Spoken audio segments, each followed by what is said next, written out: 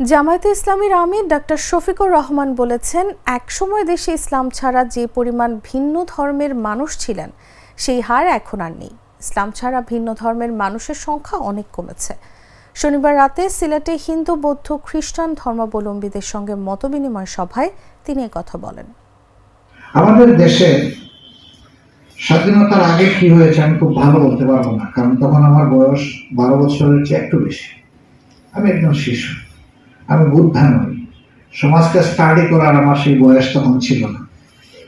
কিন্তু দেশের স্বাধীনতার পরে যেটুকু দেখেছি, কোন সরকারের আমলে বাড়াবাড়ি কোথাও থামেনি, এবং সেই বাড়াবাড়ির শিকার সুনির্দিষ্ট কোনো ধর্মের মানুষের আমল নেই। সকল ধর্মের মানুষের এই বাড়াবাড়ির শিকারে পরিণত হয়েছে। কিন্তু এটা সত্য যে এই এক সময় বাংলাদেশের যে পরিমাণ ভিন্ন ধর্মের মানুষ ইসলাম ধর্ম ছাড়া ছিলেন, সেই পার্সেন্টেজটা এখন নেই, এটা হ্রাস পেয়েছে। এটা দুটি কারণে।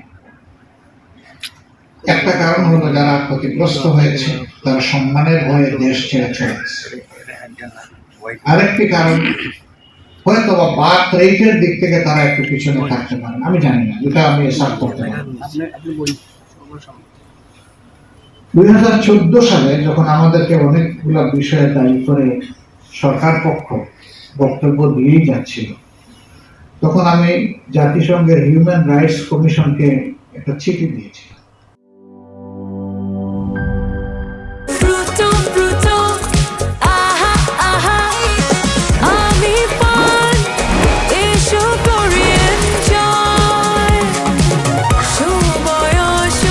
প্রাণ ফ্রুটো, সময় অসময় ফ্রুটোময়।